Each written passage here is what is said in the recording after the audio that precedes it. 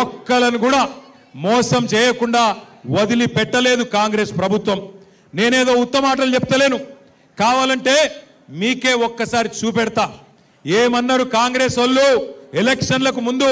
అందుకే ఈ టీవీలన్నీ పెట్టి మీకు కాంగ్రెస్ వాళ్ళ మాటలు చూపెట్టాలనే ఈ టీవీలు పెట్టినాం.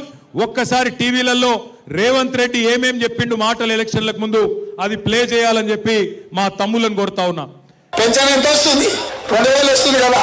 వచ్చే నెల డిసెంబర్ 9 నాడు 2000 కాదు, ఇందిరమ్మ రాజ్యం వచ్చి నీకు 4000 రూపాయలు పెన్షన్ వస్తుంది. ఎవరు నడుకునే పని లేదు. ప్రతి నెల 1వ తారీఖు నాడు ప్రభుత్వ ఉద్యోగికి జీతం వచ్చినట్టుగా ప్రతి నెల 1వ తారీఖు నాడు ఆడబిడ్డల ఖాతాలో 2500 రూపాయలు ప్రతి నెల ఆడబిడ్డల ఖాతాలో వేయాలని కాంగ్రెస్ పార్టీ నిర్ణయం తీసుకున్నది. షాదీ ముబారక్ కళ్యాణ లక్ష్మిలో ఈ రోజు 1,00,000 రూపాయలే వస్తున్నాయి. వచ్చే నెల మీరు తీసుకుంటే 1,00,000తో పాటు తులం బంగారం ఆడబిడ్డలకే ఇచ్చి పేదల కోసం ఇందిరమ్మ ఇల్లు కట్టుకోవడానికి, ఇల్లు లేని పేదలకు, పెళ్ళైన ప్రతి వాడికి ఇందిరమ్మ ఇల్లు కట్టుకోవడానికి 5 లక్షల రూపాయలు ఉచితంగా ఇవ్వాలని ఇవాళ కాంగ్రెస్ పార్టీ నిర్ణయం తీసుకున్నది. చూసినరా ఏం చెప్పిండో?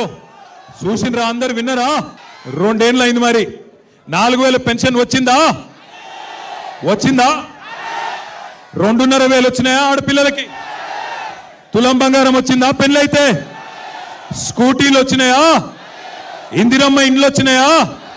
హైదరాబాద్ లో ఒక్క ఇటుక పెట్టిండా? ఒక్క కొత్త రోడ్డు కట్టిండా? ఒక్క పనన్న చేసిండా?